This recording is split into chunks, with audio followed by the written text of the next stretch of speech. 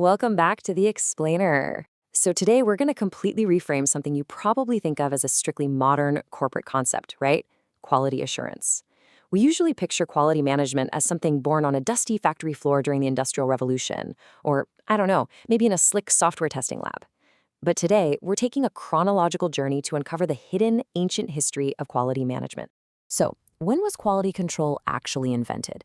If you ask most people, they'd probably guess the 20th century, maybe Henry Ford's assembly lines. But what if I told you quality management wasn't born in a factory at all? What if the urge to measure, inspect, and standardize has literally been with us since the very dawn of civilization?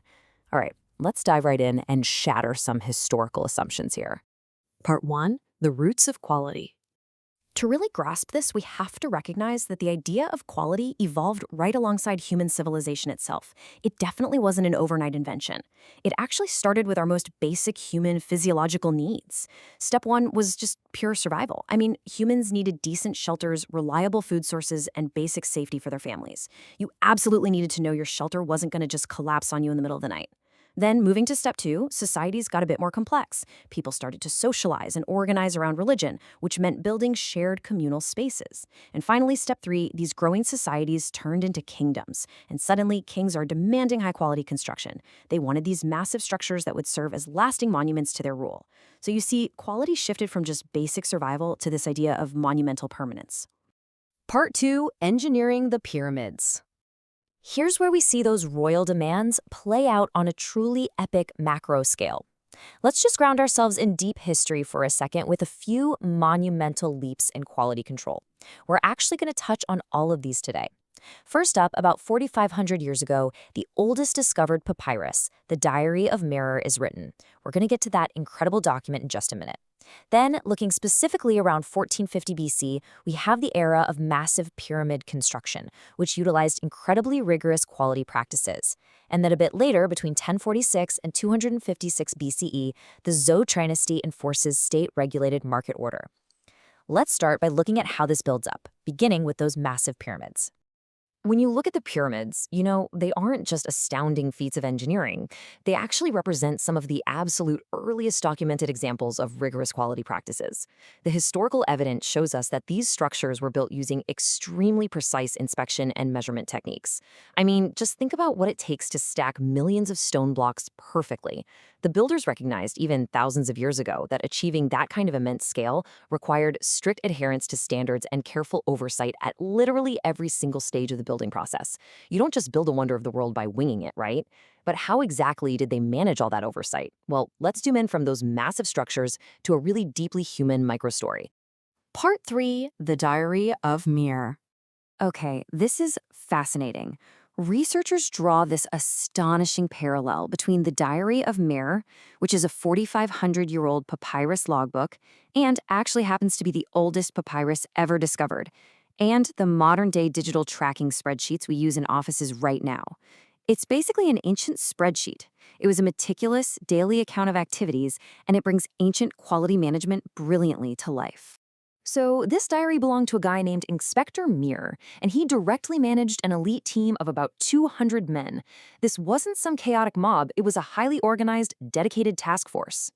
And what exactly was Inspector Merer tracking in his ancient spreadsheet? Well, he was overseeing one of the highest stakes daily logistics operations in history, gathering materials for the Great Pyramid of Khufu. His logs detail his team transporting these massive, fine limestone blocks.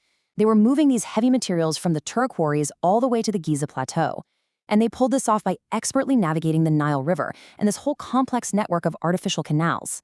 Literally every movement, every single block, was meticulously tracked to make sure the quality and the pace of the construction never wavered.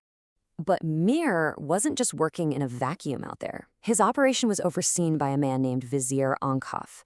Now, Ankaf held this incredibly impressive title, Chief for all the works of the king. So the crucial takeaway here is that this illustrates a very clear, structured hierarchy of oversight and accountability. Quality control was baked right into the chain of command, from the vizier at the top, down to the inspector, all the way down to the team working on the boats. And you know what? This documentation also helps us completely bust a major historical misconception. The popular myth is that the pyramids were built by this massive, oppressed, unskilled labor force. But the historical reality, which is proven by documents like Mer's diary, is completely different. These structures were built by a chosen, highly skilled, and super well-managed team. Mer's workers actually held a position of prestige. They were even well-provisioned with luxury rations, stuff like meat and honey. This shows us that the monarchy deliberately prioritized having a dedicated, well-managed workforce to guarantee the pyramid's monumental quality. They knew for sure that you couldn't get perfect work from starved, unskilled laborers. Now, following this monumental construction era in ancient Egypt, the practice of quality management took another massive evolutionary leap. Part 4. Zhou Dynasty Market Order. Traveling over to ancient China between 1046 and 256 BCE, we see quality control shift away from just overseeing massive royal construction projects. It evolved into a really sophisticated system of state-regulated economic and moral order. Quality management essentially became a tool for maintaining a highly structured, fair, everyday society. Markets were no longer just these open, chaotic places to trade. They became vital, regulated institutions. And because these markets were such vital institutions, they obviously required strict governance. Enter the Cixi. This was a market official in the Zhou dynasty responsible for governing these commercial spaces. And this brilliantly illustrates that the desire to protect the consumer, to regulate commerce, is literally thousands of years old. You couldn't just rock up and sell whatever you wanted, however you wanted. You had to answer to the Cixi. Let's look at exactly what these officials did, because honestly, they functioned a lot like a modern consumer protection agency. First off, they enforced fair pricing to maintain economic fairness. So no price gouging allowed, right? Second, they ensured honest weights and measures to maintain market integrity. If you paid for a pound of grain, the Cixi made absolutely sure you actually got a pound of grain. And third, they enforced systematic separation. This meant organizing goods by category to keep the markets orderly and efficient. Quality control had basically become a daily public guarantee. Which leaves us with this final, kind of mind-bending thought. How do these ancient systems of quality and order continue to govern the everyday markets of our modern lives? I mean, from the barcodes you scan at the grocery store, to the safety standards of the home you're sitting in right now, to the complex spreadsheets tracking global logistics today. The ghosts of Inspector Mayer and the Cixi are all around us. The next time you check an expiration date or rely on a certified measurement, just remember you are participating in a system of quality management that is literally thousands of years in the making. Thank you so much for joining me for this explainer, and I really hope it changes the way you look at the invisible order of the world around you.